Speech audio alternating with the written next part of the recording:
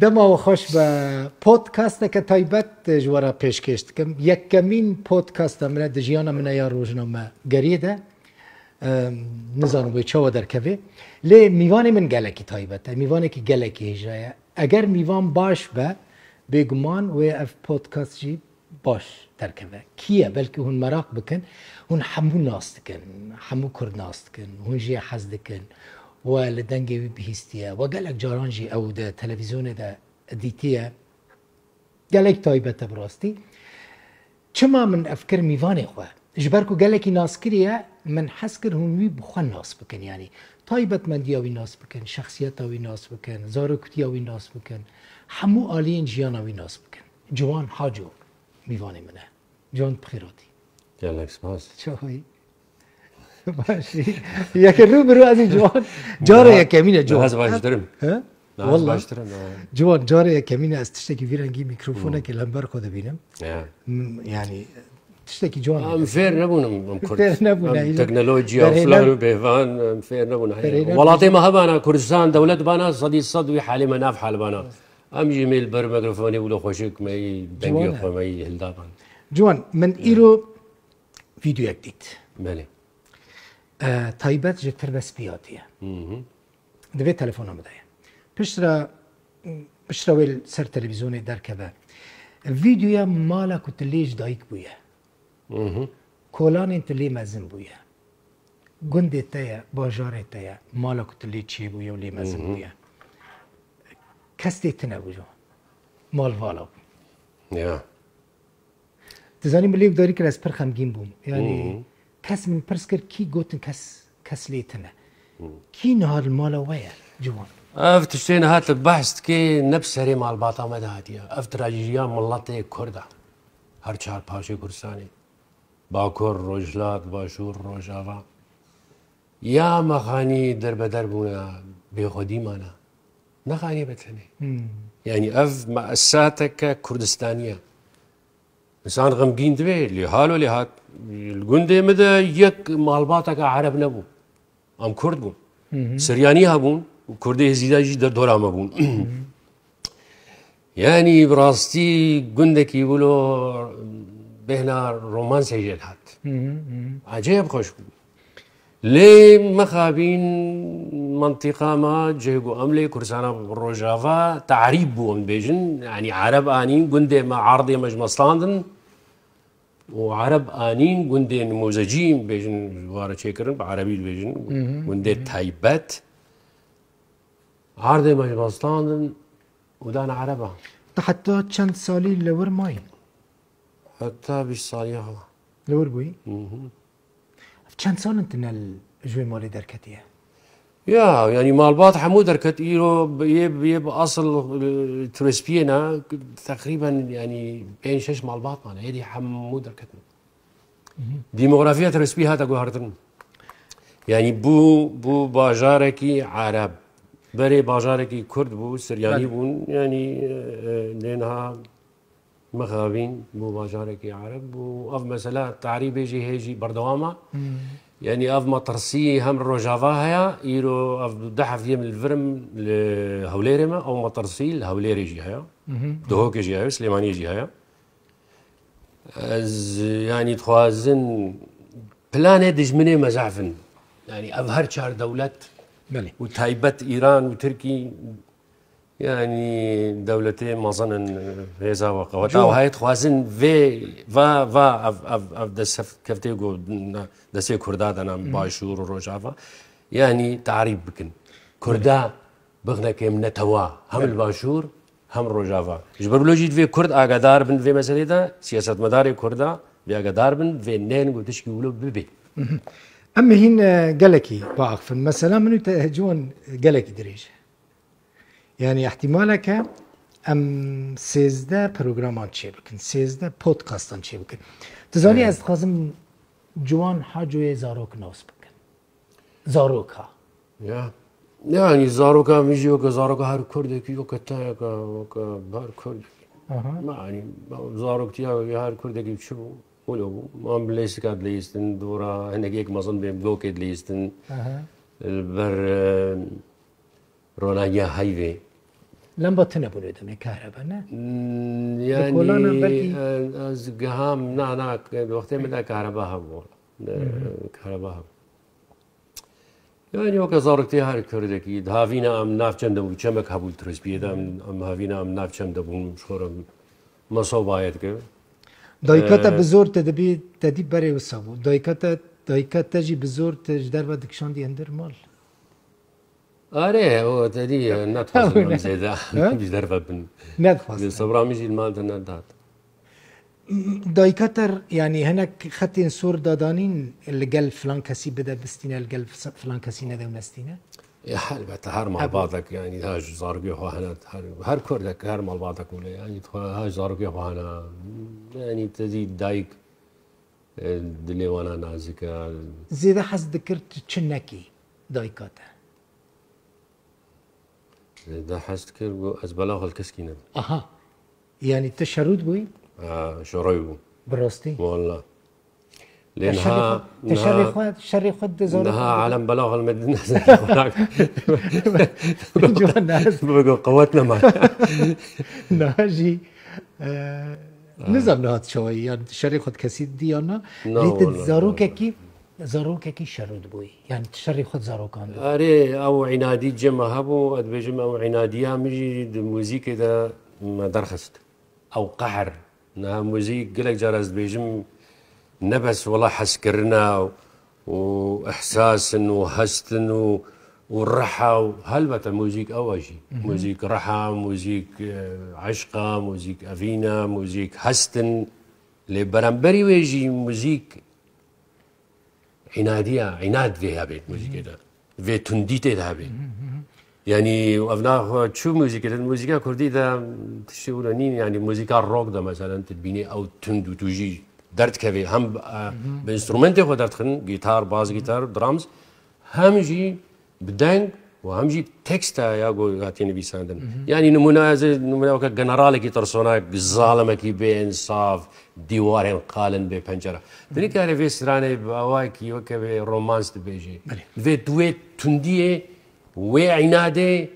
وتوجيه وبرخداني تد موزيك خد الدنجي خد موزيفاني قلت لي درخي بيجي موزيك نولا خشة ورومانس ونولي ابدا او اليه هيا صدي صد مثلا موزيك مثلا كدرود ريجا القلتا يعني جبركو القلتا يعني نوفا جيانا تدبير بشك جيانا تدبير هفال انت زاروكتي قد بيوندي تنها القلوان مانا يو هلبة معنا لقلك جوانا جي تدي علاقتها كي وقتها قلت بصالت كفنا ناف دا مخابين إذا أو قرماي نامين يعني هلبة هفالين بون برايم بون بجو حستكم حتى أنا هاي حستكم هانا يقول تيكريم وانا هنا هانا جي أو تيكري جي قلت جيبويا يعني جي نورمالا غريبي هلبة يعني وقتها جو تليفون جي نمين ويك هفدو نبيني وصال هرن هلبة كيم دي جوانها مثلا تحر انسانك نا اجي از جنودي داز شكوباني در كتما هنك تشتين بيريا هنك تشتين زاروكتيا خل كوباني دكن براستي جوان حاجو بيريا تشتكا يو بيشي يك بهيو او انساني قلت ريس فيها قند باجار شبه انساني بخوش راست يعني نها ما بيجن هولير جو هولير جو اف كرديما واف خلكيما جو تيدا نبانا واف كسي جو زوانا ناستكم ونجيه كي كردستاني بانا ازي شو ما هولير يجيكم يعني استي ما هولير جبرجو انساني باش لولير انا انساني يعني جامير انا بروي خاطر استي ما هولير يعني بس تامجي الجندجي هلبتا يك بريا وانساناتي بيجي قرماهيك عجيب هبولو يعني كرد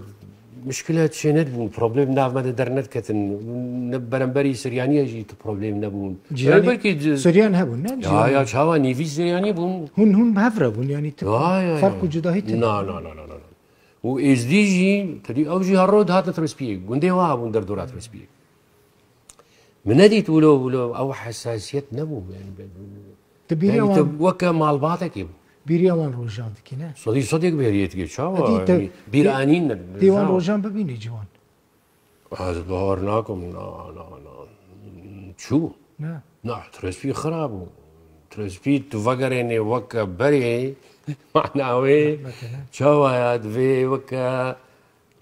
في شاو بالا فرق تخرابكي ودي ساعه اللف بدي او بالا فرق بفري مستحيل ته باور دکر روژک وره تیج تر بس پی در کبی هیچ بنگری نا او باري نبو بهار كم متجوزي شو مزاج خوينا مو فكر يعني متجوزي موسيقى خوينا مو زي فكر اللي تدي يعني شو لا؟ تشتقوم انه يعني ولا سري ذاتا بشتي سي هاي ما تخص فكر مبريا ترسبيت مبريا ديا خو بابي خو اهلي خو خوش كبرى متجوزي فكر ما ترسبي يا نیت ته وگره هبو بشتي سي هاي فا شما ونگره جو هنا يدورون انت فاهم كم مسألة يديك کتی لوا كيف كذا ناف ألمانة وكذا ناف موسيقي وفلان وبيفان وجيانا خورتاني وجيانا تكشاندي. درفة تفهم كرو بار بون تكشاندي. وديسكوتيك بون وام خورت بون تفهم كرو جيانا درفة بو جيانا كخوش بو جيانا كتجب بو فيري قالك شافو تج تر بس پی قد کری و رینا دا کت وگری نعم ته باور دکر تی بی جوان حاجوی کی وکت کو نها تی دیتن نعم كبار نعم. نعم أو يعني نعم بكبار ناك من يعني وقتام بولم دس بكير يعني از همه بيجن 14 سالي بوم 13 بوم 14 بوم بكاستا امين ام درخست امی ور سلام باور كد وردا ندار مثلا ما بس تام ازولو مشهور بوم ناو دنگ ناو هيك ونهاجي او جارنا سري اكيد بيه بلاجي او شهرت طبعا بلايا شو ولا شهرت بلا بلايا يعني الفرتي اداره كرنا وليل الديار بكر بروبليما زحمت والحاصل يعني تاخذ باريس يا مجوان رين يعني هاي تشتهي يا بحسها شتكر جبيران شو جوان من تشتكي دم بقول من تبحسها انه تشاوى تتخش بقول يعني مثلا انت تخمين ذكر كنت ببي نعم جوان حاجه يكون هاتي تدي نعم يعني وقتها شو ما باطمان يجي وقتها كردات قلت بناف ودنق بوي الكرسانة باكر وتهاري وعالم وين يعني مدويا شو شوار بيجن شو بيجن ولا تخص ولا تشيروك نمازن يعني محج موسيقى محج موسيقى يذكر مش كلمات بتخش سازي بدهم بسترين زاروكتي ده لا زاروكتي چند سالي بود چند سالي بود دست يا تنبور والله لا يبيران بلكي نه سالي هاش سالي دمالا ودا تنبور هبو هاري دايما هبو وارد ان شاء الله بس هكذا اوكي بس جبو سري متبلي بنبه جوان تو كري اغاني اغا نه مالا حاجو قال كي ما اغابون يعني بلي يعني دقيقة ما اغاتي نديت دقيقة بس نها راستا يعني مالا حاجو مالا اغانه گندي وان هبون زنگين يا خلكيش مارا كار دكرو جود كارين وان هبو مالا حاجو نه مال مزنن تنفي حاجوي تنفي حاجوي تدنافا مالباتك اغا دا مزن بويا دا اغاتي ديتي جوان مي اغاتي نديت زين شو ما نديت شو ما تناديت جبر وقتها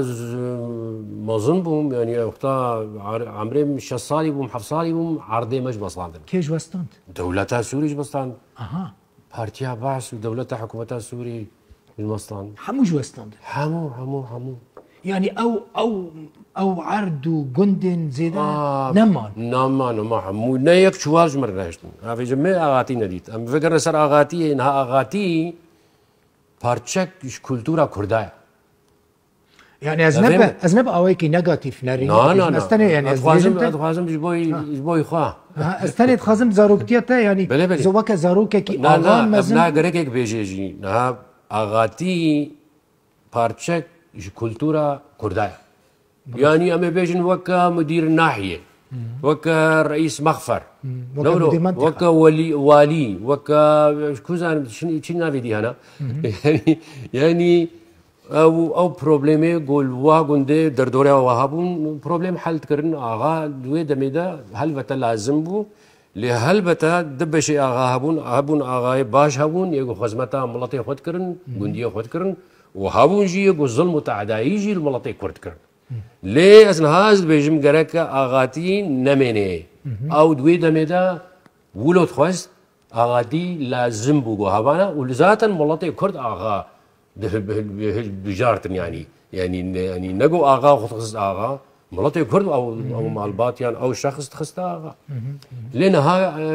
بيوسيا ملطي كرد آغاتي نينا بيوسيا ملطي كرد ببارتي سياسية هيا بأورغانيزيونا هيا بإنستيتوتا هيا بلفكرني هيا بحسكرني هيا وباتفاقي هيا وهذا ملطك انت هاري أمجوكا هالملطكي غيرك أو مثلا أو آغاتي وشيخاتي وبقيتي وفلان وبيفان وابنا غيرك إيدا يكو أنا يعني جدرفا جفاتا كردي وبمانا وهزار جاري آوا وخزمت كر بارچك ونبارچك كولتورا مبون لأنها لازمية مبوني يعني تا خديت نديت أو أغتي من نديت تنديت نعم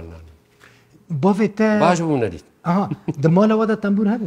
شما دقائق بري سازي باش بتنديت يعني زت ما تفيدا اتخوازم وكب مالباتك نورمال ولو از براسي ولو بخديت اذا مالباتك ما دمك اغابون دمك مالباتك نورمال وك هر كردكي احمد جوان دقائق دمك نهايك دبيجا تجمال حاجوي تخنابيني او كدي مسألة كديدة دقائق يعني مال حاجوي انا حاجونا تخنابيني يعني كنت نبي حاجوي هل بتا اس خسر بلند بينو بجوز جمال باتا حاجو وياك وهل بتا حاجو از ليد ميزينم نوك كالكي خو ليد ميزينم از ليد ميزينم وك شخصيتك كردي و تاريخك ويناها تاريخك وي شورشگريها برنبري دولتا ترك شرقية تفهم كر تخواست تقول روجافای کردستانی تشکیش کردار الورد شیبکی و اتونومی کیش کردار شیبکی از برفا مسئله حالو یه گو نتوی و هستین نتوی جم حاجو شیبونه خودیار کن تخیبونه ده گو یک مؤسسه خیبونه گو حاجو تفهم كر او صورته گو انا میر جلال بدرخان و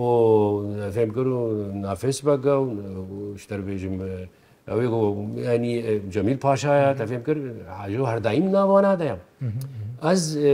في آلي از سربلندم راسي و از نبي حاجوما و اف شرفك جمرا و جبر وكم قوتي از الحاجو بيزيم وك شخصك كرد جو تاريخك وينا هيا تاريخك وينا باورم جو تاريخك مشرف بو باشكر و كاري باشكر بوي ملطي خوش بوي نتواخو نتو برز بو حاجة دمال دا قد بحث سياسة دا تكرن مالوا شاوانا دا تكرن هرو دا تكرن احمد اخوان يعني تجواني دا در سياسة بهيستو سرقونا حاجو بهيستو دمال باتا تدجي هرو كردستاني بو كردايتي تفهم هر مالك كردا هر مالك كردا برنجك يعني هر مالك برنجك صديسا جوان برايم حمو يكمل باطن فهمت يعني زارقتيات تشاو بيام يجولوا ما بلكي نواك كرداي ديدا يكون برنجك يجران يعني الا هي دقيقه هازفيل بيجم يعني تشتي مي مشترك هنا انا روستا قال لك تشتي ما هي مشترك هنا امي بيجن صدين نوت ماشي جوان ت آلی کیتا باکوریه باکوری کردستانی بله آلی کیتا روجاوای کردستانیه حتی بیسالی لروجاوا بویه یعنی تربس بی پشتا چوی آلمانیا پشتا چوی نروژ پشتا چوی سوئدی پشتا هاتی هولیره یعنی جوان حاجو خال کرد بینه جوان حاجو یک کدریه از کردم كردستاني ما از راستا ديامن بايفه من باكوري كردستاني خودي دان ديامن بوتيا البوطان خودي دايا بايفه مجي توريا الميزخي يعني جي المديادي خودي دايا باكور خودي دانا الروجافاي كردستاني خودي داما يعني از تجاري ولا بيش عارفين لين نميزانيه والله خلكي الروجافای کردستانی از خودی دام معناوی اج گنده ترسیمه از روجافای کردستانی ما وقتا بيقولوا بهساني لي ميزيني انا بتلجيه كي بي مثلا دوري كردستان تي بيريا كدريمكي مثلا تل افريقيا بي تل افريقي جوان حاجو الافريقيا ياك ببرسا جوان تبيريا كدريدكي زاني ازي بيز بريا كوديركم ازي بريا ديار بكرتكم والله يا ديار بكر ديار بكر نا جوان تب زيارة شوية ديار بكر بحس ديار بكر بيجي جبرقو مثلا برخدانا ما هبونا ما استربيجم ناسنا ما هيزو قوتا ما پایتخت کردستان ديار بكر شخور دستراني فرقوري كردي گوداري بك تقريبا رمزه كويها ديار بكر لو ما بيجم ديار بكر ديار بكر مهمه عجيب مهمه ديار بكر هل بتا ازبيريا گوندي خوجي زيكم اللي وقتات تنهات بقولوا تجمب برسي تبيجي از بروجرام ده هالونا تبيجي ديار بكر زي بريا ديار بكر كم طيب زي بريا ديار بكر كم ما شو ما استخدم قيريني وهوار جبنا ديار بكر مفتام ما كردال ديار بكريا قوم مثلا مخوا محل كر ديار بكري مثلا هوليري قالك هسانا وحلبي ومثلا قامشلو قالك هسانا حتى ما مثلا ما باجي قالك هسانا قاسي لو ما اجي ادبيجي از باهريا از بهريا ديار بكر كم يا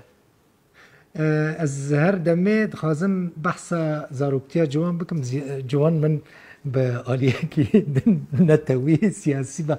دكشينا جوان ريل بيشا ما هنقالة كي دريجة بني امنها بحث موسيقى ناكم جباركو ادجي وكا هر کسی که کشته حزد که التا گداری که خازم گلک تشت انته کمروف ده تلویزیون و ده آلبوم ده نابینه براستی ببینم ملت مراقت که کسی که وقت مشهور تتزانی تگلکی مشهوری جوان مثلا من الباطمان دي نزكي مليون كس هاتن خلقي دبينم جي أنقرة جي داوية تركيا هاتبون تا گداری يمكن تا تماشا بكن شهرة عاجز دكينا جار جارا جار جارا يعني جار تدبيجي بلايا جار جارا خوشة يعني هردو آلية بهنا اللي أوجي تدخوازت شو يعني نفيسكار بيت هنرمند بيت موزيكفان بيت دنگبيج بيت حتى سياسة مدارج يعني ما تكارن بلو يمكن جوارجي زحمة دفيت يعني دفيت بدلي بدي بدلي ويجي هنا يعني نخوشي ويجي هنا نهر تشي خوشة هل بده نخوشي ويجي هنا اللي أو بارشك جانا ما وقالك قبول تجي عاجزي يعني جي دربي جارجان تبيجي خوزي أف شهرتها تنبا از الحقبة ما مثلا تنها قالك جاران نرحتينه يعني نكاري كيف أخذ درك بدربه بتشي جهة تخازي احتماله نكاري بتشي وانجا راستم شيء دوي جوان أمي ورن سر مثلا موسيقى ورن سر مثلا دسبيكة يا موسيقى ورن مس جيانة يا كتل أوروبا دربا سكرية زحمتين تديتنا بيجومان تزحمتي ديتنا الأوروبا جوان هالبته منيتنا مثلا قالك هس وهات دبينن كجوان لأوروبا شهرة كيف كبو جنج بو كاتشك هبو دشو ديسكوتيكان وزيدا كنترول سرتنا بو يعني تدي جوان دما كل دربا بن كنترول سروان تنبن او جو كنترول نكن دتشن تخو كنترول كرنا هالبته ما كنترول قلت هالي خورد بوم راستا مجيانا بيانك خورد تاني وكا خورتكي ألماني مبيجن 20 سالي ولهم مخوتانياهم بردام كر بخورد ألمانا تشيت كر مجي مولود كر جوان هالبته بله دفي خلاكدا أمي ما بحثا فاندشتان كر أمي ورن بشترا دخلاكا دندا أمي بحثا دسبيكا يا هنري بك خوش بو دسبيكا من جوان ديت مقول اف بروجرام مدي جوان هنا كي وستيايا وعاجزه مقول جوان عاجز نبي يجيبوكوا بروجرام خوش درباس از نه خوش درباس از حج از خوازم کاركم از انساني كي اكتيف ظننت قالك از حج كارتكم وقتا يقولوا كار از بينم ولو درنگ دست بيت كي هناكي راستا كيف ما قلقي وقتا يقول دست بيكر اذا كشف شي نكارين بسكني تجمره دست بيكر لي مالا واقسي يقول اري متكن كاميرا فان ويقول اري متكن ذاتن اف بروجرام خيراوات شي بي سباسي حمواتكم اگر قصور كما بي القصور نميزن زانن لجوان حاجو هالو يا از نقارب خبو غارب دل بخين تم الناس كيف سوق بين صالات من الناس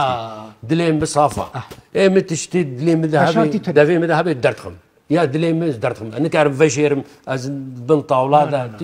او جمنينا خوشية تجي حسكرنا از درتهم